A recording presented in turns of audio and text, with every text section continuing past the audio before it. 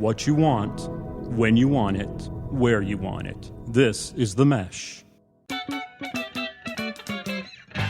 Footcandle Films. Film news and reviews from two guys who really like movies.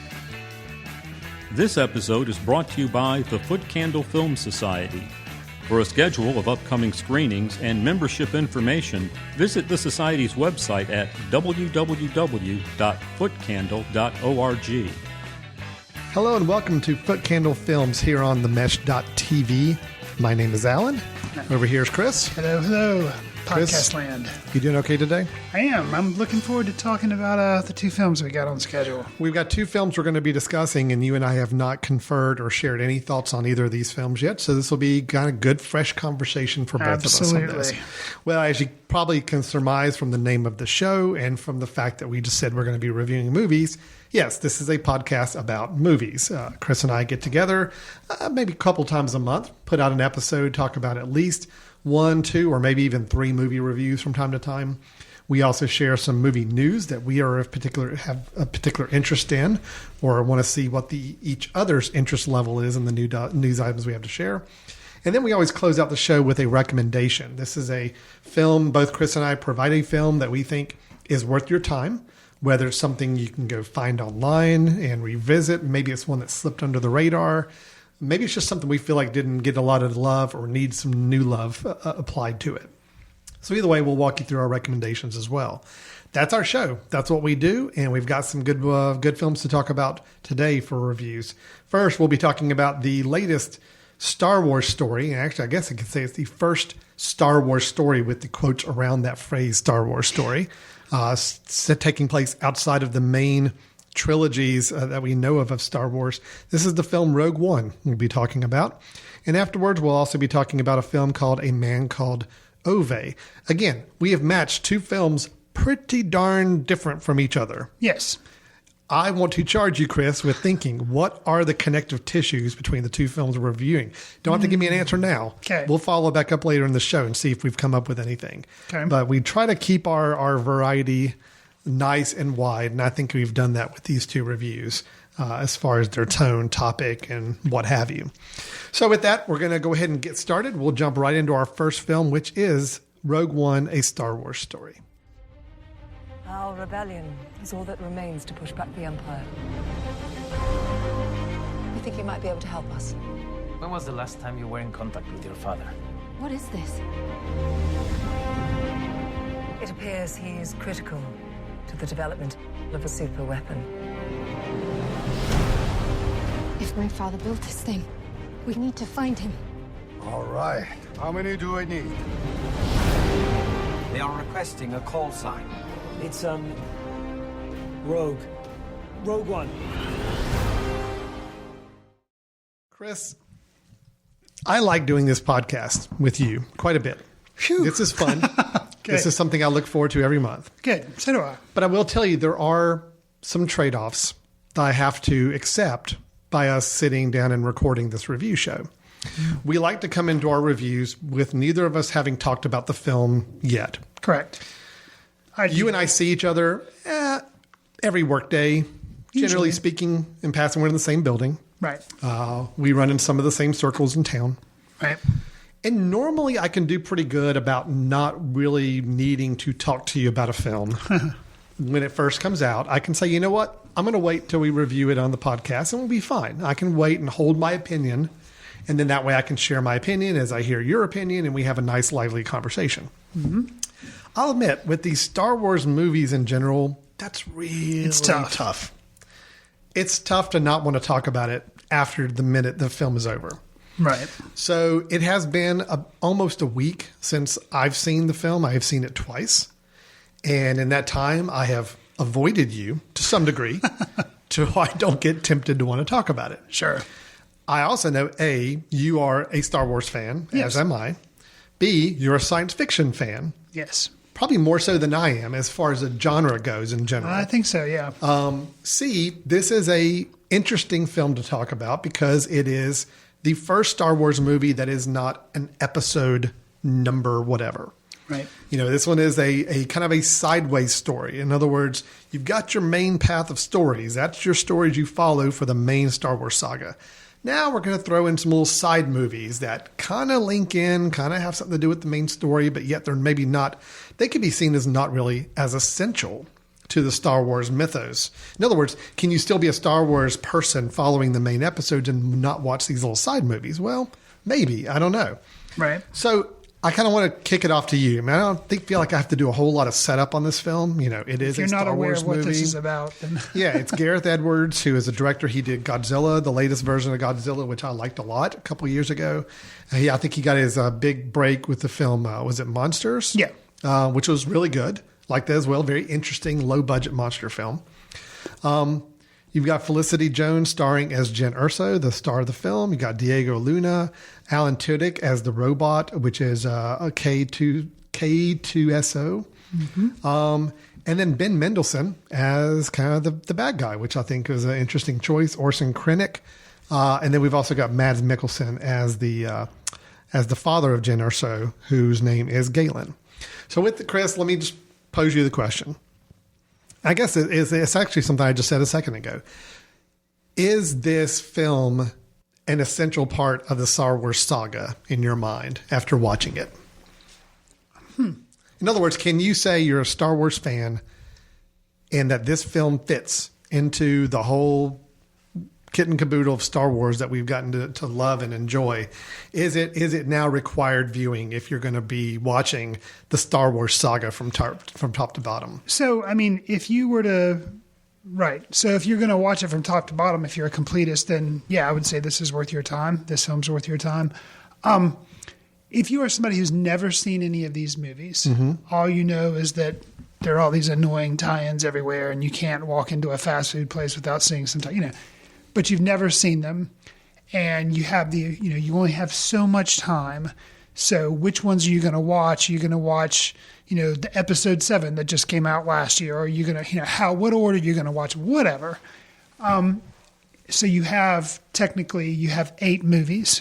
Mm-hmm. You have the 3 from the 70s, 80s, and you have the 3 from the 90s. The 3 original trilogy, the 3 new trilogy, now the first one of the new trilogy. Which will be, yeah. Yeah.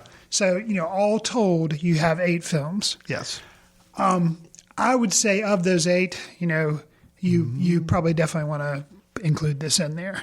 Okay. And you could lop off, depending on how Are we going to do a ranking? Can we do a ranking? Can we rank all 8 of them? Oh my gosh, this is going to be so much fun. But I would say, Force Awakens is worth your while. This one's worth your while. And then, I guess the originals as well, because they're the ones that started everything. If you wanted to totally not see the newer trilogy where George Lucas came back, had tons of money, the prequels, and you didn't really want to see those, I think you'd be fine just skipping them. But do you feel like this film fits in nicely quality-wise with 4, 5, 6, and now 7? Yeah. Okay. I do. All right. Do you feel like it's better than any of those 4 films? Oh, let's see. I'm kind of forcing you into a ranking whether you know it or not. So yeah, I haven't sat down and actually thought about it. Not to put you on the spot. I think what's really hard with these movies. It's even hard reviewing them. These for me, and I think for you, but definitely for me, you've stated how I'm a big science fiction person. These were so, crucial to me. Learning about, storytelling and learning about movies. See, these are some of the first movies that I saw in the cinema and saw repeatedly, not just like once or twice, but repeatedly. And then, VHS tapes came out, if people listening know what those even are.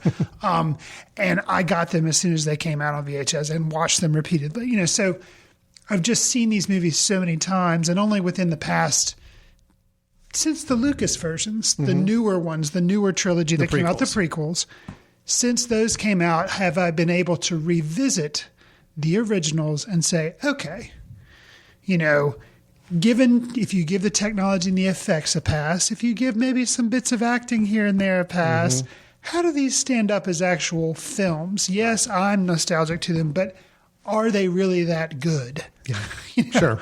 So, it's a valid question. Ranking asides and everything, if you were to say, let's say, you can see 3 of them. That's it. That is it. I would say Rogue One. I refuse to call it Rogue One, a Star Wars story. I would say Rogue One, Empire Strikes Back, and Force Awakens. That's it. Wow. Throw all the rest of them under the bus. Chris Fry. I've seen them all. Chris Fry just put Rogue One in his top 3 Yes. of the 8 Star Wars films. Yeah. So let me briefly. Yeah, tell me why. I'll tell you why. You got it that high.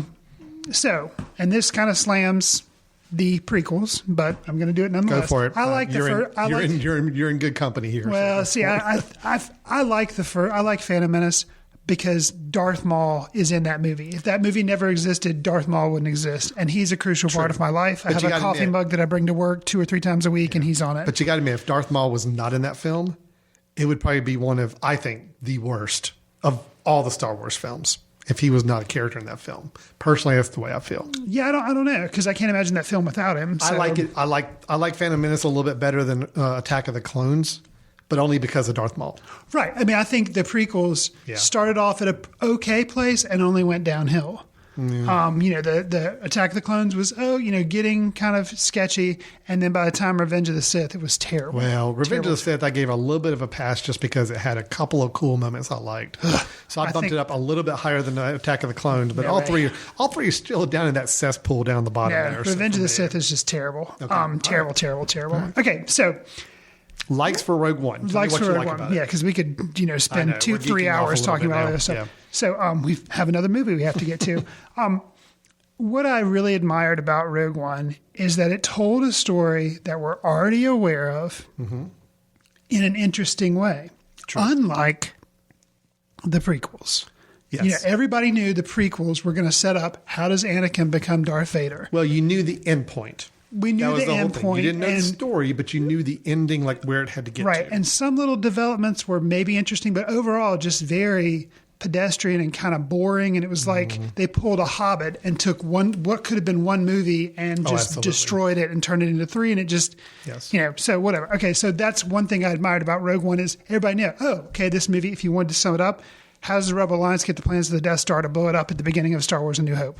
That's it. That's what this movie is. Yes. And knowing that going in, they still managed to throw some interesting things in there that kept me entertained. And that's what I asked for. So that top one, that's what, my number one thing that really I sell to Rogue One is that, it told a story in a way that I was already aware of, but it managed to make it interesting.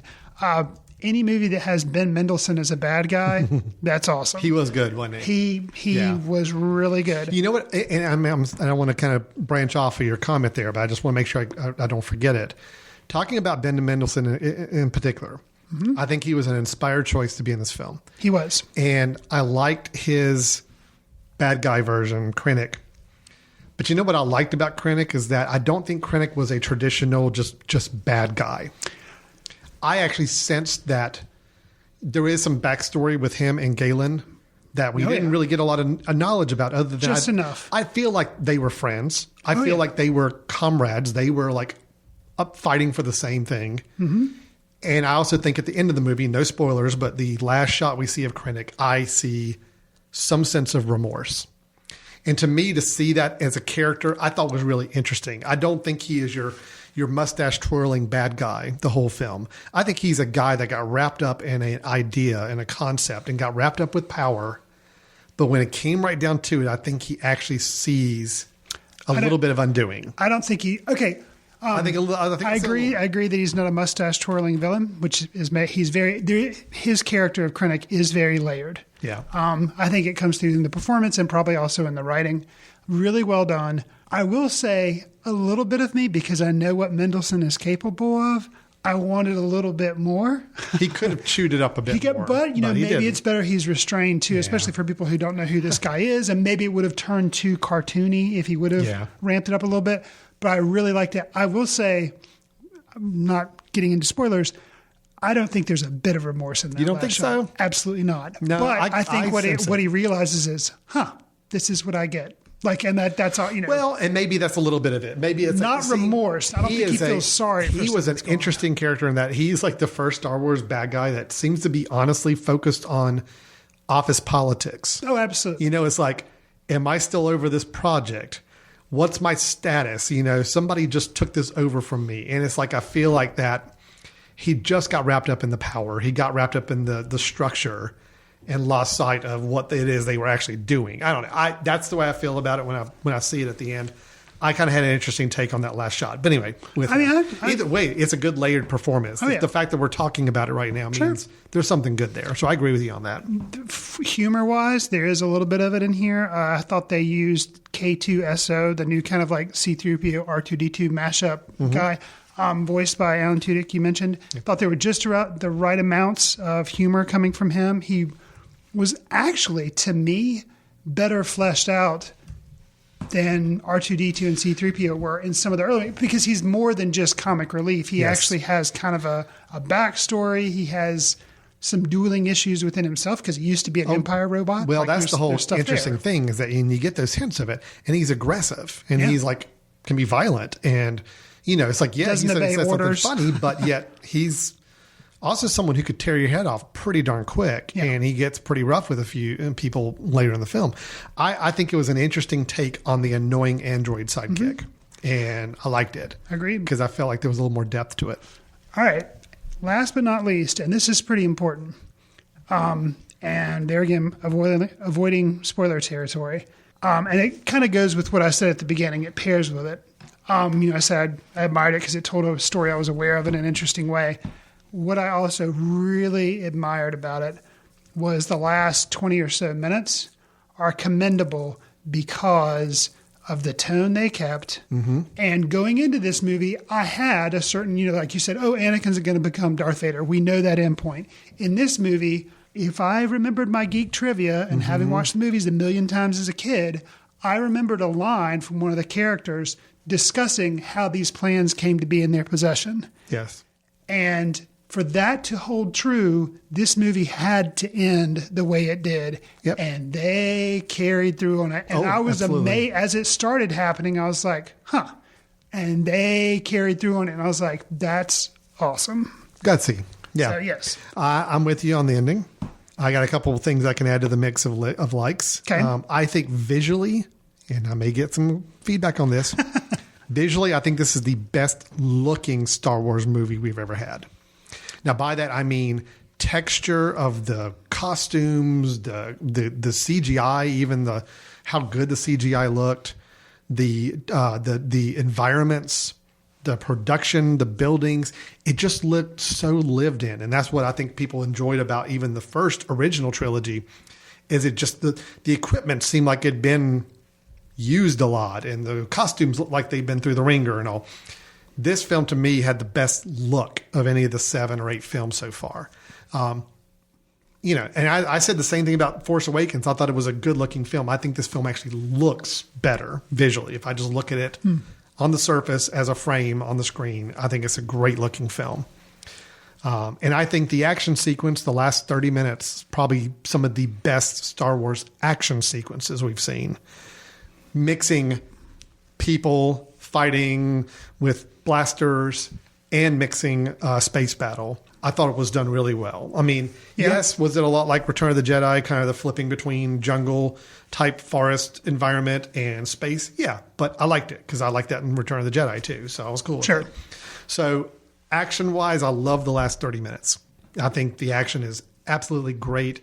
It's to the point where when I was going to see it the second time, I kind of told my kids on the way in, which is one of my dislikes, the first half, really slow, I thought. I had a hard time connecting for a while in that first half the first time I saw it. Gave my kids a heads up. I'm like, listen, stick with it. Stick with the first half. But when we got to the point where they actually landed on the planet and they're going to go take on their mission, I'm like nudging my boys on both sides. I'm like, okay, here's where things get really awesome. And it was. I think that last 30 minutes is awesome. I do like the integration that they had with the main Star Wars storyline. Some people online are complaining about all the callbacks and all the references. I'm like, I love it. I think it's good. I want some of those. I mean, everybody's groaning about there's a line midway through the film that the robot, the android, uses. And it's he originally said something else, and they've replaced it with a new line that has an absolute callback. Yes. Well, and that line wasn't there. And I can understand people saying, oh, it's just referencing other characters saying that line in other films. Yeah, it is. But you know what? In this Star Wars universe, That is like the phrase that I feel like I need to hear every once in a while, and I'm okay with it. Then go watch the movie that it's in. What's wrong with one line? And even the line, he doesn't even get to finish it. He gets it cut off by the person he's sitting next to, almost like a joke saying, yeah, hush, I don't want to hear that. I love it. I think it's fun. I think it was great. Audience reacted really well. I think it's a good. I like the little callbacks and references. I think those were cool. I think the characters were really interesting. Unfortunately, and how to phrase this without spoiling, unfortunately, I hate that we don't get more time to develop them more. Because there are a few of the characters I thought were really, really interesting, and I would like to have seen more of, but I won't. So, well, that's what I like about the movie. So, I mean, I think Donnie Yen playing is it Shirit, blind.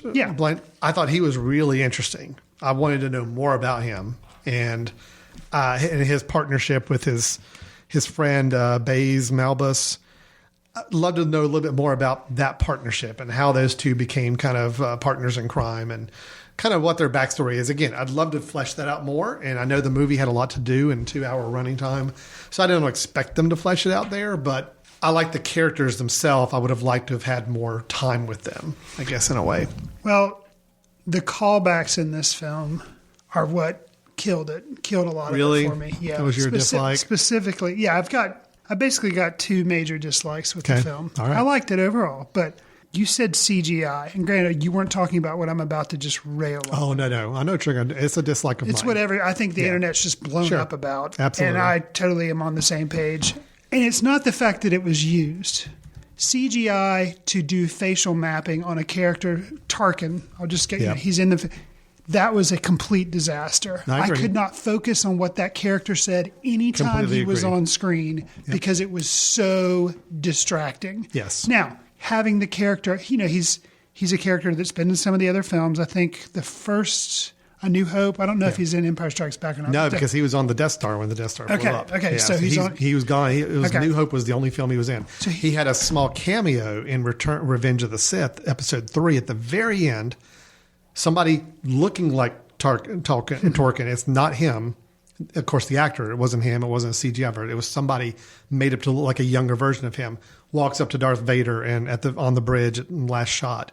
So he technically had a cameo there. Why didn't they just cast somebody that looked like him? Because the thing is, that was my biggest beef with this film. Yeah. And unfortunately, that happens pretty early on. And then every time he came out, it was like a record scratch. I could not get past it. It was so irritating. And at first, they show him from the back and you see kind of a reflection. You're like, shadows. Oh, cool. Yeah. That's that guy. I know it's that guy. I know the real actor's dead. So, but cool. They're using him. It makes sense he's in this film.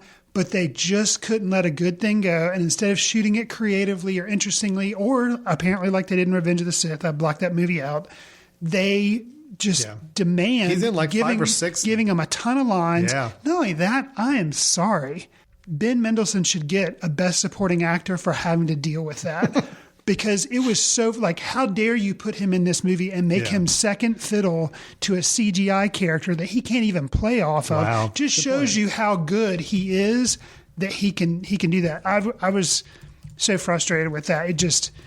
It bothered me. So that's not a cameo, but that callback and the irritating I don't even way. consider that a callback. That was a true production decision they made on how they're going to present that. They could have gotten somebody who looked a lot like slightly, a version of Tarkin. I don't think anybody would have minded that the one in Rogue One, if you were to watch that in Episode 4 back to back, that the characters look a little different. I don't think anybody's going to be bothered by that. Yeah, and the thing I agree with you. The uncanny valley of the dead-eyed, just like it's Polar still not Express there yet. stuck in the middle of stuff. Oh, it's terrible. And they found somebody to be Mon Mothma. Yeah. The Rebel Alliance. They found somebody for her. Like, how hard can? And you don't even have to make it perfect. You just throw his name out there, and everybody be like, "Oh, that's who." It doesn't have to be perfect. The costume will be perfect, and then if his face isn't there, if you really look at the two films side by side, you can tell some differences between them. But when you're watching the movie, this is who this is, and obviously she's got the shorter hair, she's got the same kind of gown thing on, robes. You know who it is. If we saw somebody dressed in black on the bridge of the Death Star, and they call him General Tarkin or Admiral Tarkin, we know who that is. You do not need to CGI his face on him to make him look that way. I agree with you. Now, I'll say it was bugging me nowhere near as much as the last shot, bugged me. I actually got an eye roll like out of that one. That was an eye roll for me. Me too. Really I bad. was already fed up with Tarkin, and there's a character who makes not a cameo, but an appearance, and they do CGI mapping for her as well. Same type thing.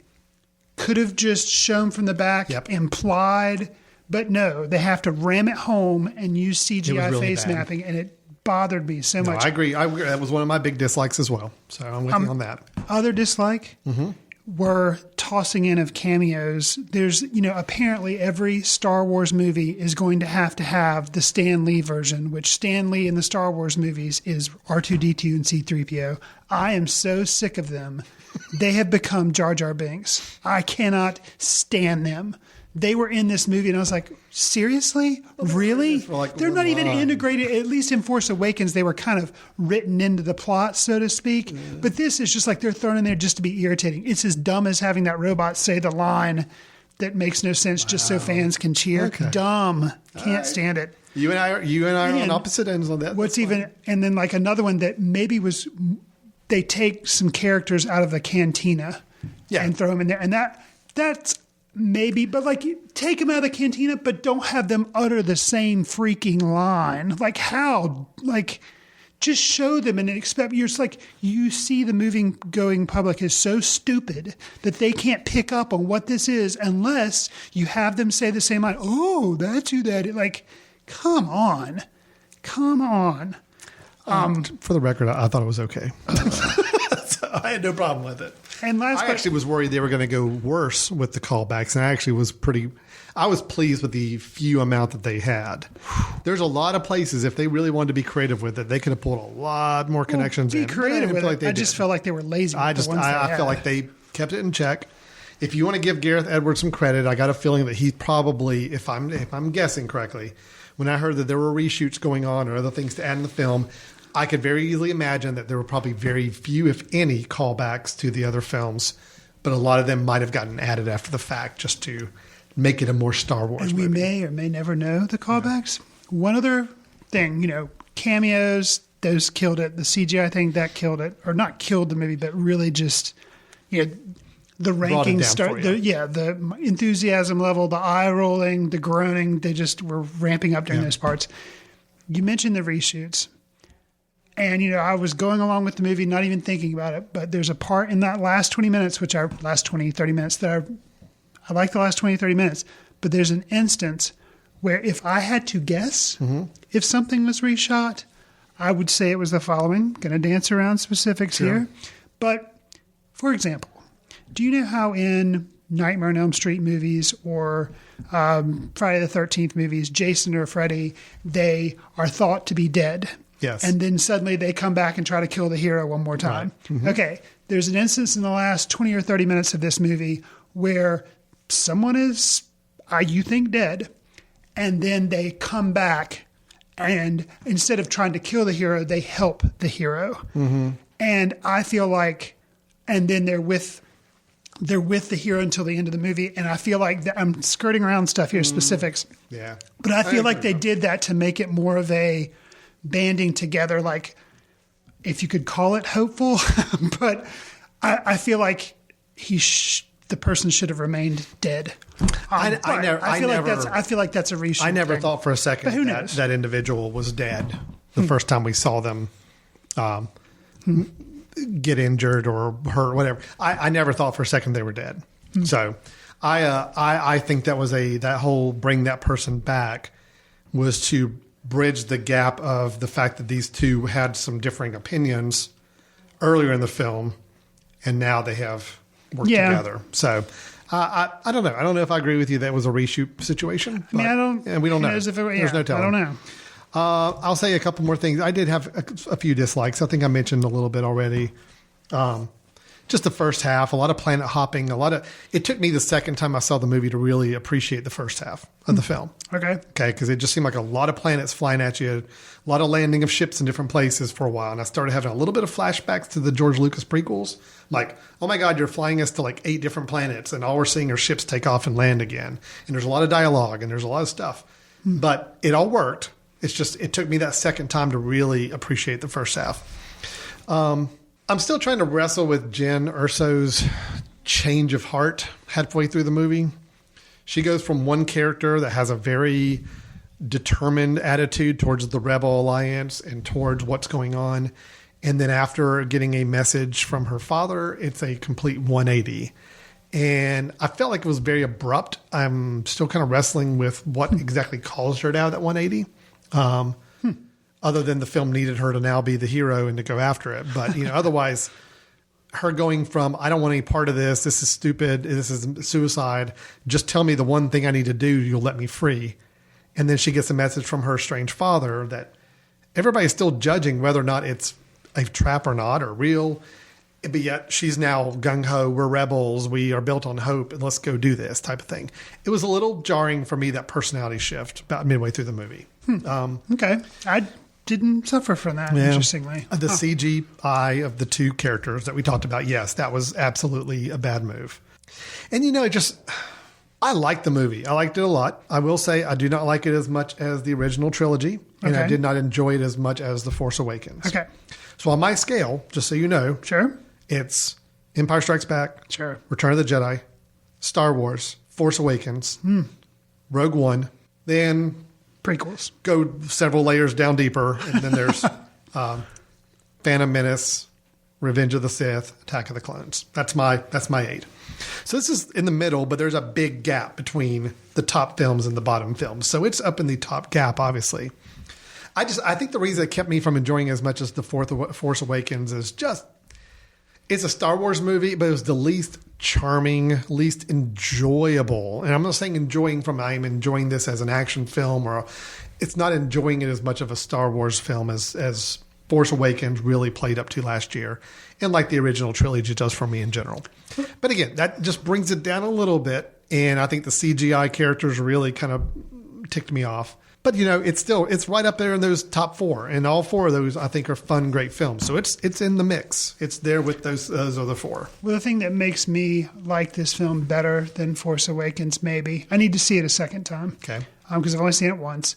Saying Empire Strikes Back, then, maybe Rogue One, and then Force Awakens, and then the other ones. The big critical thing that you and I were of Force Awakens when we discussed it last year was we both liked it. Yeah. But we felt like sometimes there were too many callbacks when the story could be moving forward because they're telling us new information. Does that make sense? Episode 7 is not any... This movie had an excuse... Sure. To be referential, it's not moving anything forward. It's wedging in between 2 sets of 3 movies. So if it calls back and references forward, it's like okay. Yeah. But in Force Awakens, it was like, okay, here's your chance to throw new storylines, invent new stuff, and what you end up doing is having the Death Star come back into play. Right, and that was like, really? You're right. I don't consider it a callback. It was just let's rehash plot lines from the first movie. That being said, still liked Force Awakens. Yeah. And I'm hoping that was just a chance to win fans that were disgusted with the prequels back over, and that Rian Johnson totally runs away and does something crazy with I think that's what's movie. going to happen with Episode 8 personally, but I hope that's the case. So, the thing is, I enjoyed the film. I liked it. I did not enjoy it as much as Force Awakens, and I do have a few little misgivings with it.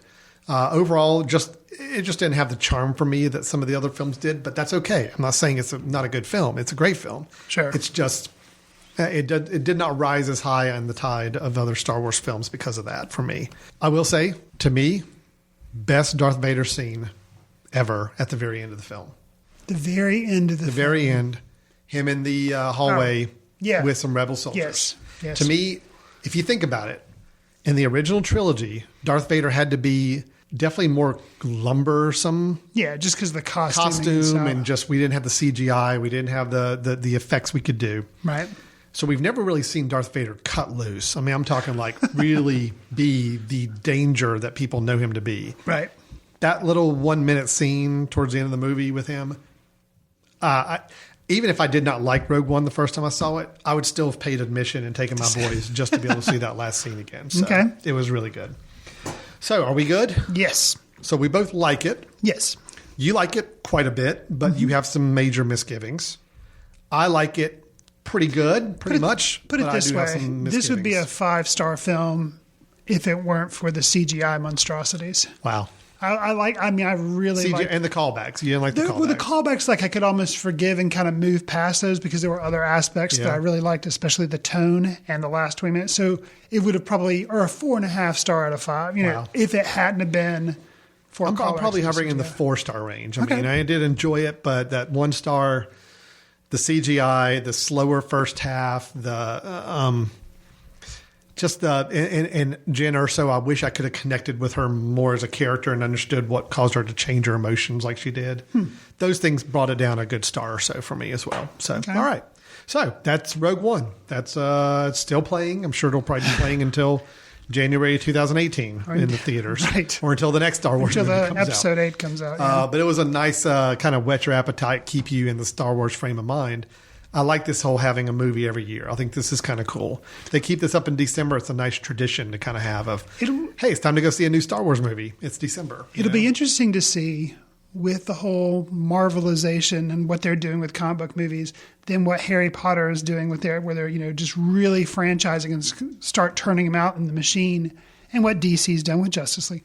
Can the Star Wars movies somehow not become so boring and overdone? Which I guess if they just keep to one a year as opposed to a couple in the franchise, because Marvel releases a couple every year, then maybe so.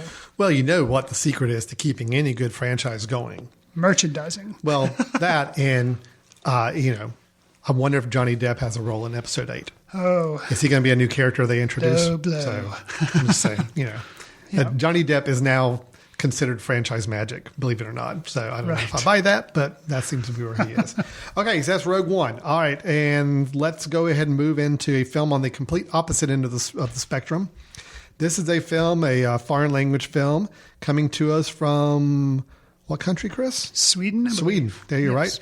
It is A Man Called Ove.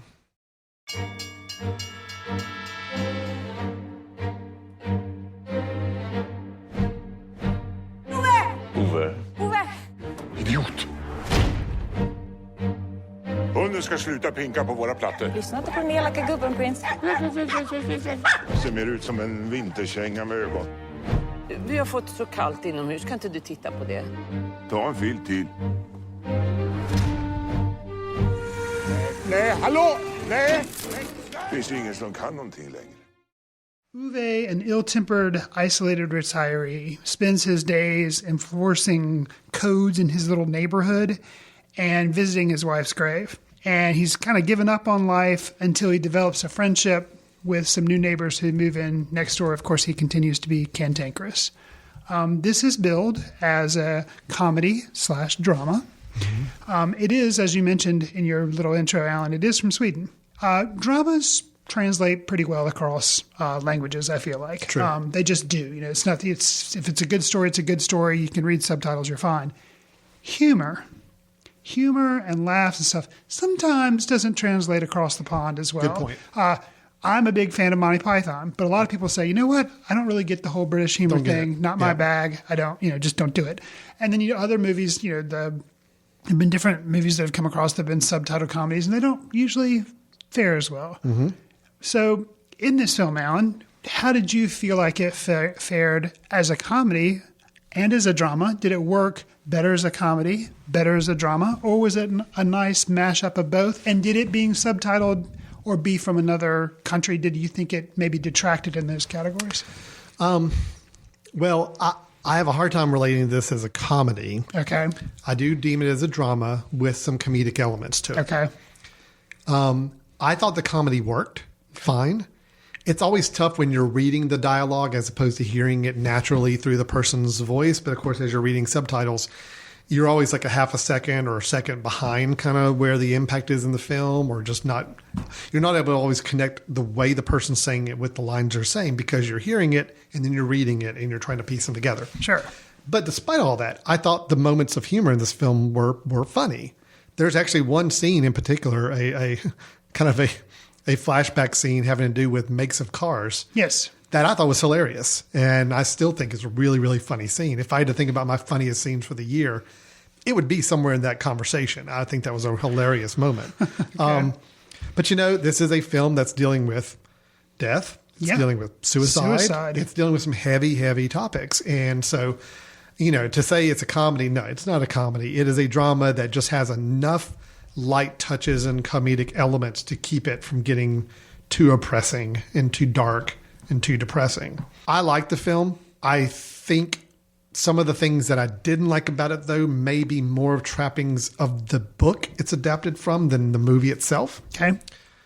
But I do like the fact this film it kind of takes place in two times. We have the present day, which is probably 2/3 of the film. And then we've got all the flashbacks to Ove as a younger man.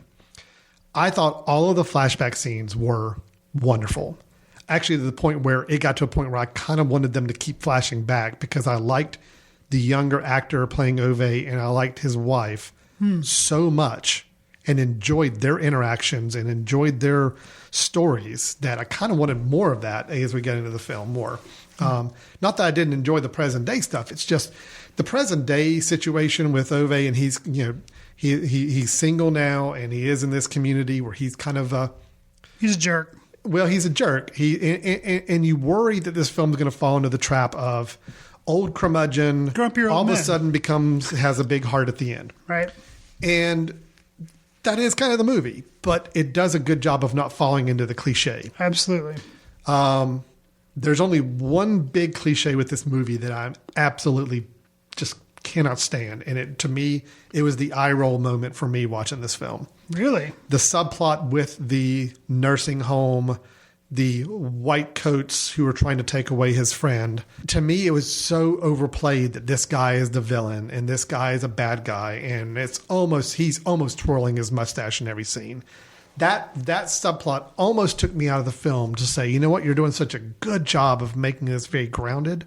But then every time this guy pulls up in a car and he's snarky and he's demeaning to everybody and he's obviously something's bad about him, it was just so over the top obvious that may have played better in a book than it did in the film, but I think they overplayed that character and that subplot so much. That really bothered me. It didn't bother me as much as it bothered you, but I can see that criticism. And maybe he was a little heavy-handed. I think they were trying to go for, in a very serious thing, they were trying to maybe add a little comedy where they shouldn't have. Yes. We had enough comedy everywhere else. We didn't need the villain to be over the top villain. It's that character, and even, I don't know, maybe some of the way it was portrayed, even though you didn't like it, necessary because Ove, his whole life, something that has informed him is, government or somebody telling him what to do. Yeah.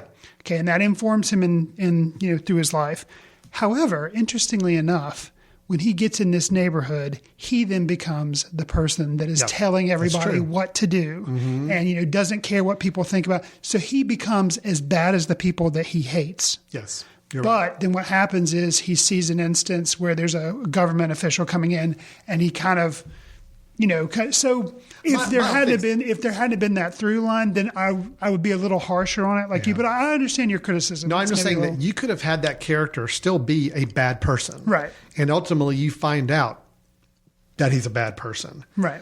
It's just every time he shows up, he has to kind of get in Uwe's face and make little snide comments and kind of just be real snarky about everything. Which he has reasons for that too, because there's things that Ove has done, written letters and all this kind of stuff to governmental officers, and he's aware of this. But he's being that way with everybody, not just Ove. He's just being a jerk, and he's being a self-righteous, pompous guy. And I just think it was too overplayed.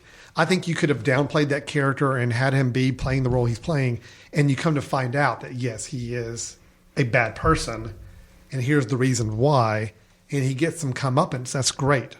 Right. But I just thought it was way too sitcom-y the way it was handled. And even like his comeuppance scene, everybody in the community kind of coming out of the house at one time. And it was just that the eyes were rolling for me. I was like, okay, you guys were doing so good with this movie, making it so grounded and so fun so enjoyable to watch. And then this was just so over the top. So that's my main big takeaway, my big dislike from it. But I will say, I really thought all the flashback scenes were beautiful. They were great. Well, I liked how they wove them into it. Wasn't just like a guy sitting in a diner and suddenly it cuts to a flashback. Right. They would have them, two things. It's a double compliment. For a movie that deals about suicide, but has several suicide attempts in it. Yeah. they never make too much light out of it. Like they keep, they don't have a bunch of funny music, or it's not held too much for a joke. It is tense when the suicides happen. And often those are kind of the key, as the person may be attempting suicide and his mind starts to wander. Those are when the flashbacks key in. Yeah. And I thought that was really cleverly done and very well done. And the movie too, I was not expecting it to be as cinematic and have some really cool cinematography touches. Like at one point, he's looking out a window and he's in a certain time, and then the camera starts to pan over and he sees the same room years ago flashing back, and he's like he's standing in a flashback looking at himself. Like just little things like that. See, it was all the scenes that had to do with the flashbacks were what were really interesting, I thought. All the present day stuff was, I thought, fairly pedestrian, fairly standard shots, and the way the pacing was done. But once it started to go into a flashback, and even the transitions into the flashback, were extremely well done. Some of the most interesting shots I thought were during the flashback scenes. There was one I thought was interesting. Ove is attending his mother's funeral. This is early in the film as a young child, and they're standing outside the church looking. And you're basically seeing a wedding progression go into one end of the church, and then you pan over to the other side, and they're wheeling out a coffin. And it's like, little touches like that happen in the flashback scenes I thought were really, really well done. And there's humor there. And I feel like this is kind of a Nordic sense of humor where it's a lot of times really dark. And touches like that were really cool. There's a shot where a house is burned down, and you kind of get this overhead view of Ove kind of standing in the ruins a little bit. Just some really interesting framing and shots during those flashback scenes. And again, I thought the acting was great. I really liked the guy who's playing the younger version of Ove. He was so good. He was really good. And what struck me too was, there again, don't have to do this. Didn't have to use CGI to do this. Rogue One. Yep. But the two characters playing Ove at the two different times in his life, they looked a lot alike. Yep. And it was just facial matching and, and how they did the hair and stuff, and even their mannerisms. I don't know whether like the younger guy said, here's what I'm going to do, and the older guy agreed, or whether the younger guy watched some of the scenes with the older guy and said, okay, I'm going to carry that over. But just really well, so much to the fact where I would have thought they were actually like grandfather and grandson or something. I actually looked them up to see if they were related or not. I thought, I wonder if these guys are related, because they really know how to be in sync with each other. That's what kept me in the film, is I felt like it's a cliche type of story to say, let's learn more about somebody who's now a cranky person to find out why they're cranky. That's a pretty common trope in films. You've got the old person, and you find out they actually had this like backstory, and there's a reason why they're this way now. Right. This was the most effective telling of that type of story I think I've seen, and that you totally get it. Oh, yeah. By the end of the film, it's like, I totally get this character. I get why he is the way he is. I get the way he feels the way he does. I get the way he acts the way he does. I mean, some of it you get an impression that it was a little bit of a, whether it's a personality thing that he's born with, you kind of felt like there's a little bit, I don't know if it was some Asperger's, if it was some other things that just, you kind of felt like was already kind of there. And then his situations and his life experiences really just kept building on it. And It's just, I totally felt it. I really did. So. Something, I like a lot of the clever stuff that's done in the flashbacks. Something that was, I feel like that was clever. Don't know if it's in the book or not. A lot of the audience that I saw this with had read the book and said that it was a very faithful adaptation. They said one of the things that unfortunately the movie couldn't do is bring even more of the humor of the book, because apparently he says a lot of really funny things, and a lot of his manner are very detailed, and he's very specific, and that comes across even more so in the book and adds a lot of humor.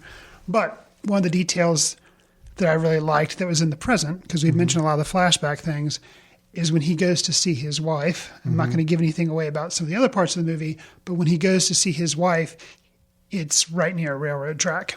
And he has to wait for the train to pass before he crosses into the cemetery. Didn't really, I kind of thought about that first, but the second time in the movie, after having seen it once, I was like, that's a great touch. Well, I had some parts of the present day storyline that I didn't care for. And again, the subplot with the nursing home, I just thought was way overplayed. And, there are a few other like little things, which again, I think probably worked better in the book when you had a little more time to flesh them out. Sure. past students of his wife all of a sudden kind of showing up, and then, oh, hey, can they stay with you even though they just met him one time before? It's some little things I know they needed to do to kind of move the story plot along. forward, sure. And in a book, you've got more time to explore that, and it seems more natural. It does seem a little forced in a few spots in the present day. But again, I just think all the scenes of the backstory, all the scenes of the flashbacks were just so well done that it made me appreciate the present day story more because of that. Sure. Yeah, that is a great film. Really enjoyed it. Liked it more than I thought I would. Again, the scene having to do with sobs and Volvos, I think, is hilarious. Yeah. And see, that's an example of humor. Do I really care what kind of car I drive? No. Do I really care what kind of car other people drive? No. Yeah. But that kind of humor carrying over, like, I thought it was, I thought that I liked that whole, and it was a thread that there was even something in the modern day when somebody rear-ears where he's like, he's really dismissive. He's like, it doesn't matter because of the car, what that other car was. Yeah. And like, just that kind of humor being able to carry over through this movie, I thought it was funny, and it was a running gag. So BMW, that was what broke it right there. One last thing I want to ask you, Alan. Yeah. So every year, countries put up their nominee for best foreign film for the Oscars, which are coming up. Yeah. Supposedly, this is Sweden's entry, and they haven't announced like a short list or like, of course, the top 5 yet for the. But are you glad that this has been nominated for best foreign, or could be nominated for best foreign? Well, film? I'm definitely glad it's their submission. Unfortunately, I don't feel like it's going to be in the top 5. It'd be nice if it was. Sure. I just don't feel like it will, mainly because I think it's even though we're seeing some real depth to it and seeing some things we really like. I mean, I think it still is an adaptation of a popular book, right? And it's still a overall happy, fairly straightforward. If you think about the plot from a bird's eye view, fairly pedestrian standard film.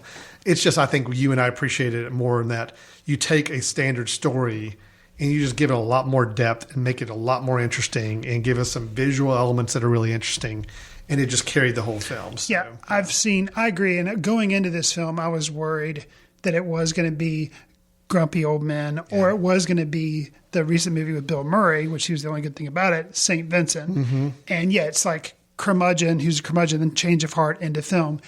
This was that, but it had so much more going on that it was worth. I would definitely, I wholeheartedly recommend people check it out. I'm happy to hear you're on the same page with this too. So this is a film that could have gone either way for people. I think if you go in and you're not open to just, the story itself, I mean, you could really pick holes in this thing. I mean, I started to pick some holes into it myself, but they weren't enough to make me say that I didn't really like this film. So I just think there was a couple choices they made that if they had made a different choice, I could honestly probably walk away just loving this film and just singing its praises to the rooftop. As it is, I'm saying it's really, really good, and I like it a lot. So okay.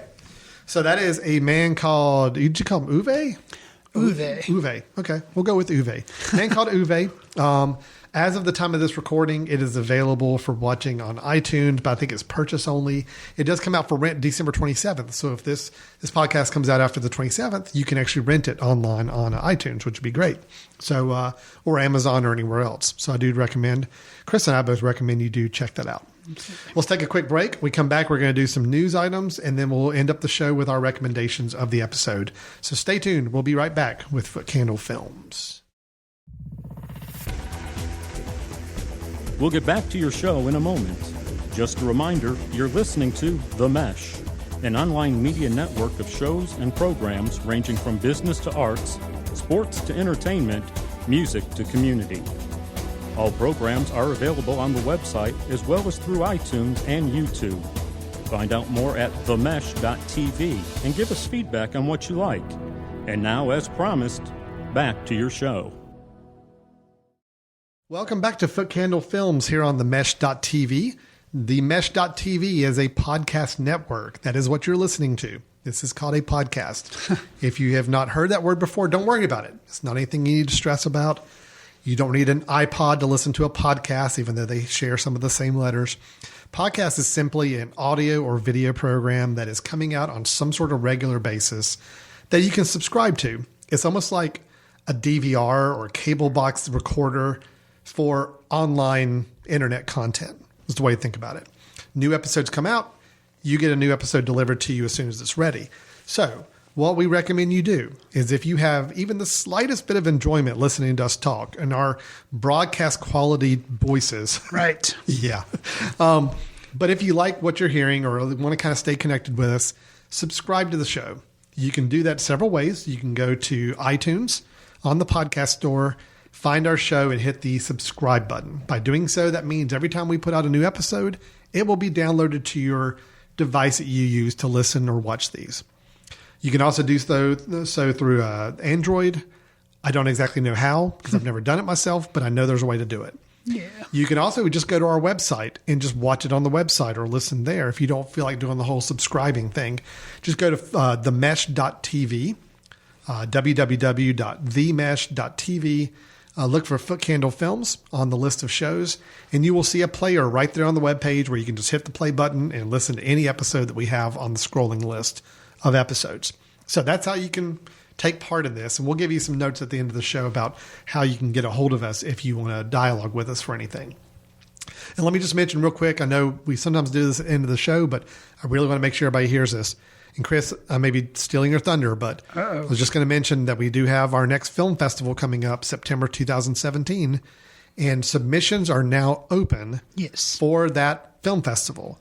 We opened them in November. We will keep them open until... Oh, wow. About May-ish? I think. Yeah. That's the late deadline. You got a lot of time, but the sooner the better. The actual submission fee goes down, is lower and then gets higher as you go along. So you want to get in sooner. We'd really like to have any independent filmmakers who have finished a film in the last year or so wants to submit it. We'd love to see it. We'd love to consider it for our festival. We had a few hundred submissions last year. We're looking for probably even more this year. And we'll get down to about 20, 25, 30 films that we'll show over the course of a weekend in late September. That is September 22nd to the 24th. Through the 24th. A full 3-day film festival here in beautiful Hickory, North Carolina, located in the foothills of the Blue Ridge Mountains. It's a great place, and we hope you will come and plan on joining us next September. Okay, so Chris, let's go on to some other movie-related news, but ones that don't involve us. This is a part of the show where Chris and I both have some headlines that we think are interesting and worth talking about, whether it's directors we like to follow and see what their next projects are, or interesting projects in general we're hearing about, or in the case of my last one, a kind of an interesting philosophical question for Mr. Fry. I'm very excited about posing. Okay. But Chris, let me just start it off with just a couple of films that are from directors that we are either big fans of or are becoming fans of as we go along. Okay. So a trailer was released just this week for a certain little film called Blade Runner 2049. Ah, yes. This is a sequel to a film called Blade Runner. Oh. Without the year. See at what the they end. did there. Yeah. So it's 2049. It stars a Mr. Ryan Gosling. And it also stars a Mr. Harrison Ford, tying back to Rogue One, Star Wars world in some degree. Of course, Harrison Ford was the star of the original back in the 80s, and that was a Ridley Scott film. Right. Ridley Scott is producing this film, but the director is a Mr. You do it.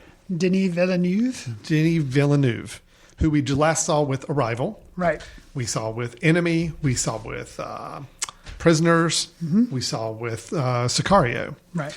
He is a director that you and I are both really finding ourselves enjoying right now. We liked Arrival. We liked all of his other films. We're interested to see what he does next. Did you watch the trailer? I did. And how do you feel? The only thing I don't like is the title. But outside of that... The title sounds like a video game title. But, right, 2049. Yeah. But, whatever. I can get over that. I liked everything I saw. It really, truly trailer. was a teaser in that there really wasn't a lot there. And I would be happy not seeing... an official trailer for this movie. I see just enough to see, as if I didn't know already, Harrison Ford's in it. Cool, but I knew that already. But just the style, it looks like all the styles there. It looks great. It's not over the top. I don't know. It looks exactly like what I was expecting. I can't wait to see it. Well, and all I think we get from this is Deckard is still in the film, is still alive, and a younger cop is now trying to find him. Right. That's basically all we get from this trailer. And I'm with you. That's fine if that's all I really know going into the movie either. Ryan Gosling, curious to see how he fits in this world. He's a good actor. So I think he can carry it. And of course, Harrison Ford was great in Force Awakens, so I'm happy to see him in another kind of a throwback to another character of his. So should be very interesting. I know there's a lot of buzz when that trailer came out, so I've got to fire up my copy of Blade Runner again at some point and watch it. It's been a really long time since I've seen it. Yeah, I haven't seen it in a long time, but I would like to check that out again. Absolutely. So, well, another director that we're both fans of, and we have been fans of for quite a while, so it's not like Mr. Villeneuve where we're kind of getting to where we're really liking him now and following him. This is Mr. Wes Anderson. We've been following for all the way back since Rushmore.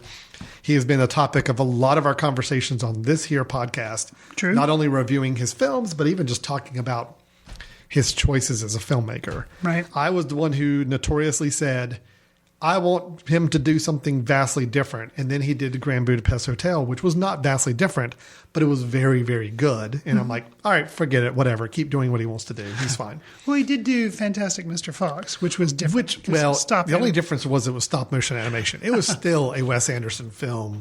True and true.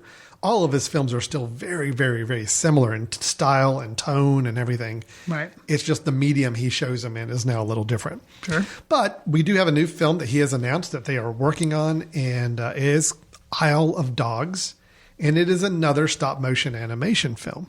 So he's going back to that process.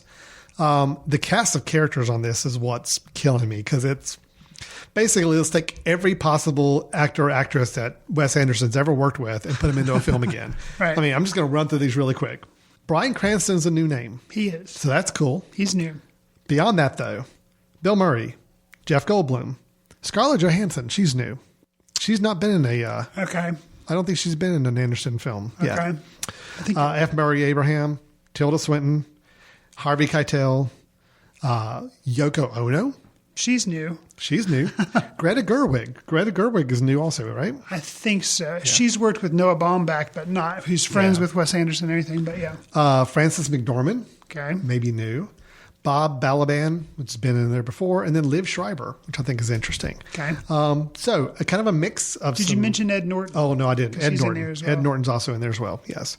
So a mix of some old standbys, and then we got some new names in there as well. Right. So, I don't even have to ask you if you're interested, because I know you are, but anything you think interesting about this? If you're extremely interested and you love Wes Anderson and you have some money, maybe from holiday gifts you've gotten, like and you $10. don't know what to spend it on, you can go to a website, crowdrise.com/Wes Anderson, and you can put some money towards, they're raising money for a charity, I think the Film Foundation or something like that, that restores films, old films, and keeps them in check so that they'll be around for generations to come. Charity started by Martin Scorsese. Anyways, Wes Anderson is like crowdfunding this charity through the film, but the thing is, if you contribute money through this website, you get a chance to be chosen to come over to England where they're doing all the filming production and voice one of the dogs, I guess. So, if you have money to throw away and you think that might be fun, that's something. So I'm interested in the film. Can't wait to see another Wes Anderson movie. I'm all in. Awesome. No, I'm with you. I think it sounds like fun. So I'm very excited to see what happens with it. I did like Fantastic Mr. Fox quite a bit. And, so yeah, I'm all for it, especially with dogs. I like dogs. So it should be fun. I'm glad to see him do another, stop motion too, because once you saw Fantastic Mr. Fox, it was like a typical Wes Anderson movie with tightly controlled sets and like certain aesthetic choices. But it was just so interesting to see him use another medium, in film, he did such a good job, and it was so enjoyable that I thought it would be a shame if he never went and tried it again. So I'm glad he's doing it. Yeah, me too. Me too. You had a news item for us, I believe. Yes. So we reviewed Suicide Squad on this show. Both of us were not favorable on it. No. But I will say that one of the better performances in the film was Margot Robbie as Harley Quinn. Yeah, she was good. Well, they've announced that despite what you and I thought about it, they've greenlit a Suicide Squad spinoff / sequel. It's going to be called Gotham City Sirens, and it will be starring Miss Margot Robbie as Harley Quinn. It's also going to feature villains like Catwoman and Poison Ivy. Kind of like, I guess, they getting rid of some of the people from Suicide Squad and putting other bad guys. And it's going to be like a troupe of bad guys. And David Ayer is still going to be the director. So How do you feel about that? Are you willing to David Ayer is going to be the director again? He is going to be the director. Well, there's the problem right there. Wow. I just don't think that I just don't think it worked for Suicide Squad. I don't think it was a problem with the concept. I don't think it was a problem with even the characters he had to work with. It was just not a good movie. And even though I liked the Harley Quinn character, and I like the idea of her doing something more in a film, right? It's all going to come down to the story and direction on this thing. Well, it is. Let me say, for the record, I watched Fury, which was a movie David Ayer did before this. And while it wasn't perfect, I liked bits and pieces of it. And I really liked a certain dinner table scene. And actually, it's what I think the Suicide Squad bar scene could have been. Okay. But it wasn't because I think it was chopped up and not, I don't know. I'm not willing to write him off. I'll give the Suicide Squad's a spinoff a chance, probably because my daughter will make me go see it because she really liked Suicide Squad. But also because his next film, after I think actually he's doing this one first and then he'll go and do the Suicide Squad spinoff. So I think he's actually already started on it, is a film that's going to go straight to Netflix. It's going to be a science fiction movie and it's going to have Will Smith in it. And it's going to be called Will Smith, Joel Edgerton, and Noomi Rapace. And it's going to be called Bright. Okay. You know I'm on board with any science fiction thing. Yes. So I can't remember the dates, whether Gotham City Sirens comes out first or Bright, but whichever, I don't know. I'm still going to give him at least 2 more chances just because of the subject matter. So. Okay. Well, I mean, and that's fine. Maybe my concern is maybe not necessarily as him as a director. It's maybe him trying to do a studio film with a studio oversight. Right. That maybe, I don't know if that maybe was a conflict for them and that caused a lot of the issues they had or what. So I don't know. Right. It's one of those things where I agree. Suicide Squad was definitely a mess. I'm not interested in the film, but if I start to hear that, hey, you know what? Maybe they got it right and they figured out the formula to make a good movie work, then okay. But right now, DC is still batting bumkus for me as far as these newer films.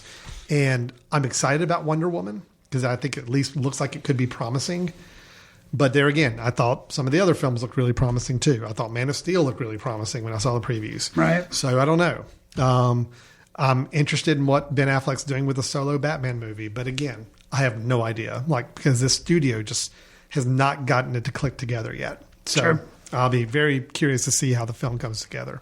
Let me ask you a question, Chris. Okay, I've got to put on my philosophy. Yeah, put on your thinking cap a bit. Okay. We had a conversation years ago about when, which one was it? Was it Dawn of the Planet of the Apes or what was the first one that came out of this new whole series?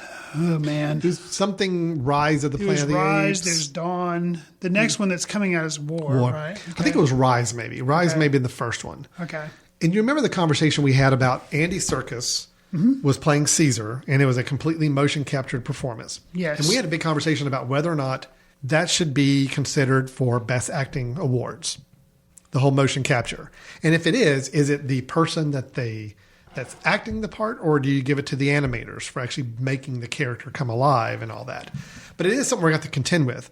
Unfortunately, as we said in Rogue One, we had a fully CGI realized face, being shown of a person who's passed away. Right. These things are going to happen. They're going to happen with more frequency. So that's an issue, right? That's something I think we're going to have to contend with from how do we recognize that craft and recognize that art going forward? I've got a different question, somewhat related there nowadays. Okay. The film Tower that you and I showed at our film festival last year. Yes. Is now being played at a lot of different circuits and festivals now. And it's on the short list for... It is on the short list for Best Documentary. For the Oscars. Should it be on the short list for Best Animated Film? Because one of the Critics Award list of nominated animated films, this was featured on there. Then I'll ask you the question too. Is it truly a documentary? Yes. How so?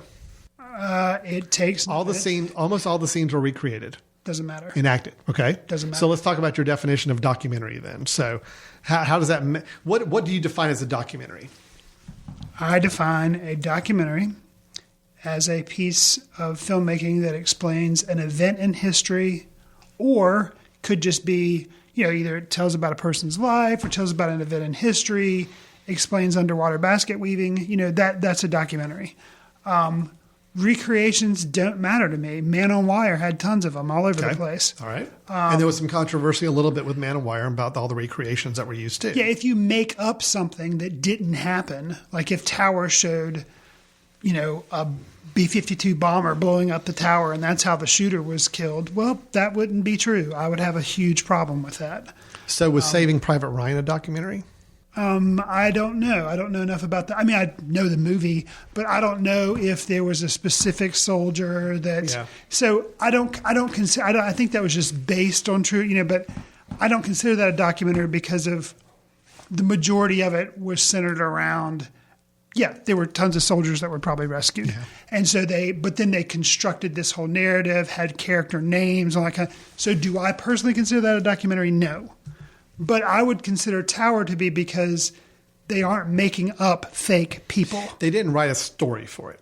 Is what you're saying. This event. So you don't feel the documentary label necessarily means it's using real footage or real interviews or whatever. It can be reenacted. It can be staged as long as what it's telling is a real story that wasn't written as a story. I mean, going back to like Thin Blue Line with Errol Morris, I mean, that had recreations in it too. So it's not like recreating something new. I think the problem some people may have is that they couldn't tell it was being recreated because it was animated. Yeah.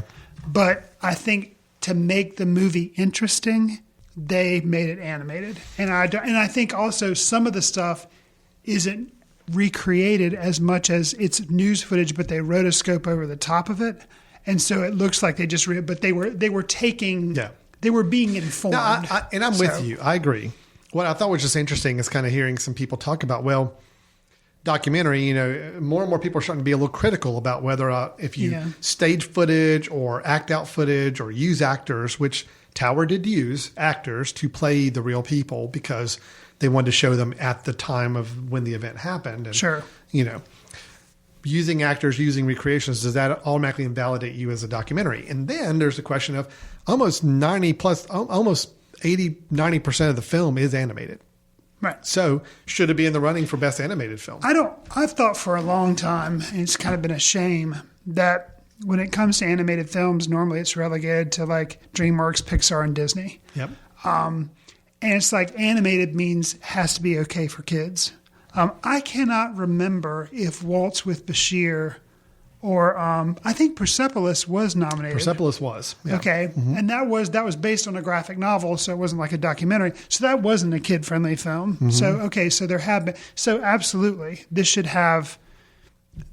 be nominated for Best Animated Film. Okay. Now, the problem would be kind of like when you nominate Meryl Streep for 2 Best Actress categories and you split the vote.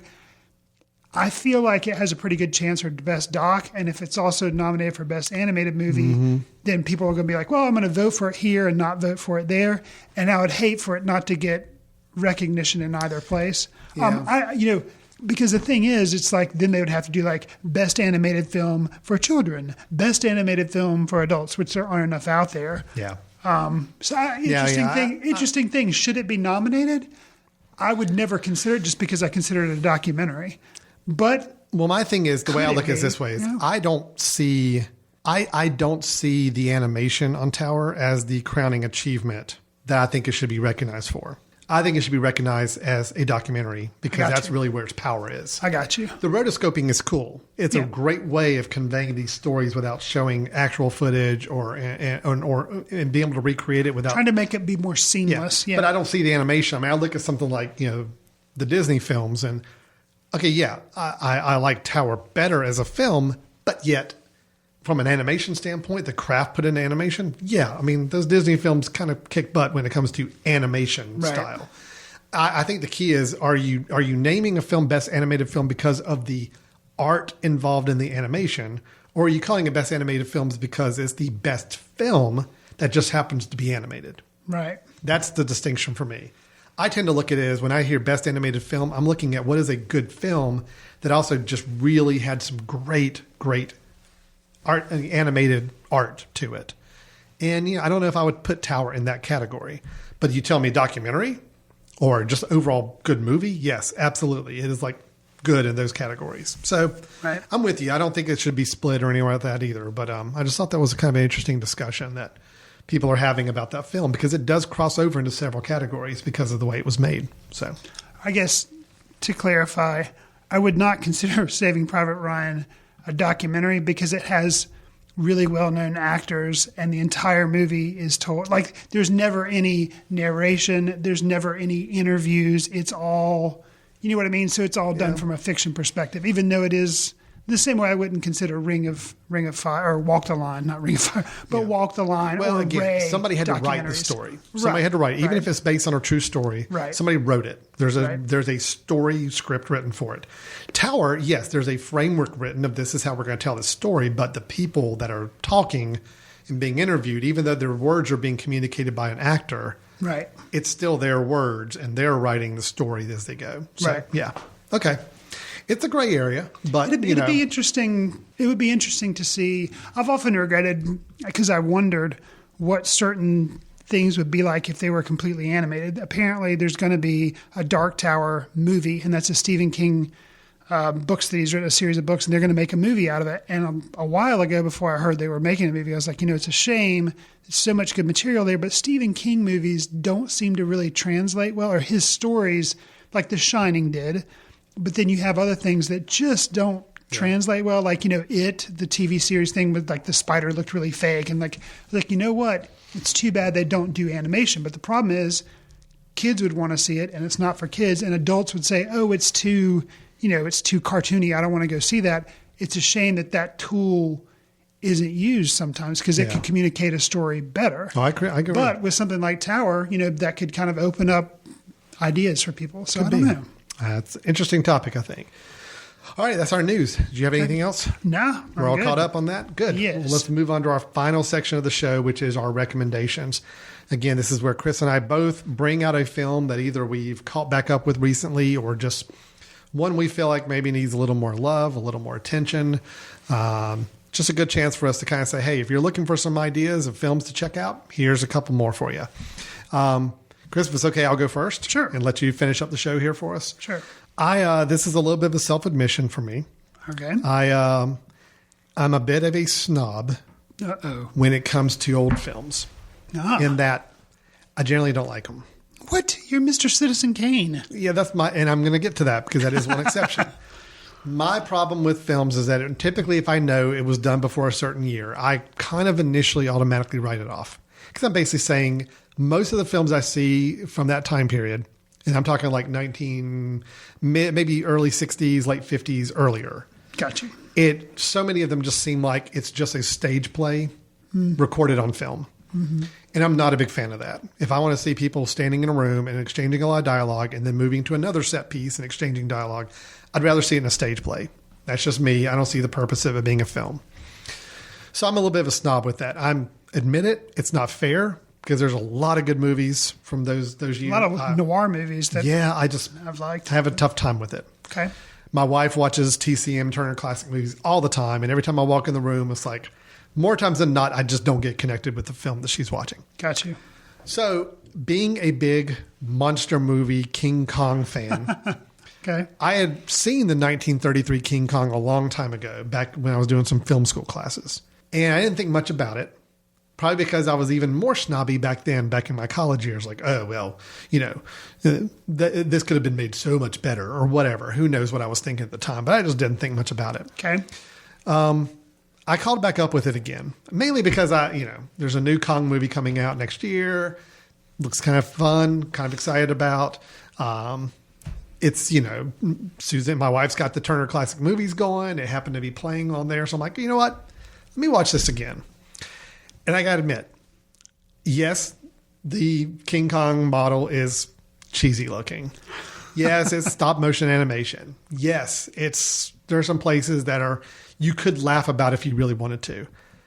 But I'm telling you, overall, this movie is really good. Okay. And it's actually pretty freaking scary and intense for being a 1933 film about a claymation looking, ape. Right. People are getting eaten, people are getting trampled on. I mean, it was pretty intense. I can't even imagine what an audience in 1933 going into the movie theater and watching this would have felt afterwards. Okay. So I am putting it along with Citizen Kane to say, you know what? I am appreciating this film because at the time, to do what they did with the tools and resources they had available, it's very impressive. You're also a Metropolis fan. Yeah, I am. I am like Metropolis as well. So, I mean, basically, you can kind of tell if a film has a certain visual style or filmmaking craft to it, even from those years, I'm a fan. It's just when you just get some famous actors and give them a story and they act it out on stage and you film it with a camera, I don't care about that. That's not intriguing to me. King Kong, I will say, from a technical standpoint, pretty darn amazing what they did almost 100 years ago now. So, yes, the kids, if you have kids watch it, they're going to think it's corny. They're going to think it's cheesy. Watch it for the craft and understand just how monumental this effort was to pull this film off. I think it's worth your watch. So, okay. And I know it was running on TCM. I'm sure it's other places you can find it. I found it there. I don't know if you can find it other places, how easily. So, okay. Hopefully, if you're interested in finding it, hopefully there's a way you can seek it out. What have you got for us? My recommendation, I was waffling back and forth between two. I'm going to save the one I don't use for next episode. I'm going to stick with Guy and Madeline on a Park Bench. Another long title. Not a fan of the title, but it is a movie that Damien Chazelle, who's made the much hubbubbed about La La Land, which is the musical that's like making the rounds right now. Hopefully Ellen and I will see it in the near future. I'm getting good reviews. But this was an earlier stab at a musical that he did. It's in black and white. It's pretty short. It's like 80 minutes. And it's not perfect. It kind of does a lot of French New Wave cinema type things where it's cinema verite, where sometimes you just feel like they're meandering around, not really advancing any type of story. It's more kind of freeform art, which goes along with Guy, who's a trumpet player. Mm-hmm. And he plays about a lot of jazz. So sometimes like he's playing and they kind of meander out and just show various street scenes and everything. And not as big a fan of that as others who may be, who really like jazz or something. They may get a kick out of that. What I did really like was he did 3, but really 2 standout musical moments that make me really excited for La La Land. Really? One is kind of at a party scene where it starts kind of out of nowhere. And I was like, whoa, this guy just starts like singing. And like when they're panning the room of this party, you see various people and you're like, there's no way that guy, like he's just a background person. There's no way that guy's going to do anything. Like you see all these people, you're like, yeah, they're a bunch of non-actors probably, whatever. And then this guy gets up and just totally owns it. And you're like, wow. Whoa. Interesting. And then Madeline, she has a little bit of a musical number towards the beginning, but towards the end, Madeline has this musical number that starts off in a restaurant. And it is awesome. Wow. And I can't wait to see, and I think both videos basically non-actors. I think the girl was, I don't think it really acted a lot. But she was a trained tap dancer, so that helped. And so these aren't like really professional big names, obviously. But when Damien Chazelle's given a lot of money and has Ryan Gosling and Emma Stone and just like, and after Whiplash coming off that, how big a movie that was, I can't wait to see what this guy does. I'd heard all the buzz and I was like excited about it. But now after seeing this, I'm like, okay, this guy's got the chops. So Chris, I normally really look forward to your recommendations, but I got to admit, I'm trying to temper my expectations for La La Land. Well, then don't see this. You are now raising them again, and I have really tried to teach myself that if there's a movie that seems like it's going to hit my sweet spot, I really try not to think much about it. I don't watch the trailers any more than I have to. I just really try to downplay it. Got you. I love the idea of a throwback musical. I'm very excited about La La. I really liked Whiplash a lot. So, yeah, you liked it more than I did. Oh, yeah. As I recall. And I'm just trying to temper my expectations. But now you're telling me that there's a film out there I could watch for like $1 on iTunes. Right. That is going to get me more excited. I'm like, ugh, tempting. Yeah, It was. Yeah, actually, that's honestly, I'd heard about the film, but I caught up with it because it was like one of those specials they run on iTunes where it was only $1. By the time you hear this, don't know if it will still be $1, but definitely worth $1 watch. Wow. So, yeah, that's my recommendation. So that's Guy and Madeline on a park bench. Yes. Chris's recommendation, mine is the 1933 version of King Kong. So that's our show. I think a fairly well-rounded show. We did Star Wars. We did Swedish film. Yeah. Drama/comedy. We did some various news items, and our recommendations range from 1933 classic monster movie to a 2009 musical, low-budget indie musical. So that's our show for today. Again, we are part of the Mesh Network, which is the mesh.tv, where you can always find out what we're doing and see shows that we've posted. And Chris, there's also some ways that people can reach out to us, which we certainly appreciate and enjoy. How could they go about doing that? Probably the best way, if you want to write us or engage with the dialogue, is to write at info@themesh.tv. Just mention Footcandle Films, something you want us to talk about, or a film review we got right or wrong, or whatever. That's probably the best way to get in contact with us. Outside of that, Alan and I are both on Letterboxd, which is a film review site that we kind of do a diary entry of different movies that we watch, give star ratings. That's another way. But generally, the info@mesh.tv is probably the best way you can send an email there. Yes, absolutely. And we do want to hear from you. Tell us what you like, what you didn't like, agree, disagree with any of the films we talked about. Maybe if there's some movie news that you're hearing about that we can start to address in future updates or future episodes, we'd be certainly happy to do that as well. We love when people do the legwork for us. That's right. Makes our job a lot easier. That's right. So that is our episode for today. We will be back with you next time when we have another episode to share, some more movie news, movie reviews, and a couple recommendations to boot. That'll be the next time. Is this our last show for 2016, recording-wise? Yes. Yeah, absolutely. So this may be coming out. Don't know when it'll be coming out after today's date, but it is our last recording for 2016. So I'd just like to say personally, hope everybody had a wonderful holiday season. Regardless of what holidays you enjoy or cherish, I hope you had a good end of your year, and we look forward to talking to you in 2017. Agreed. See you in the ticket line.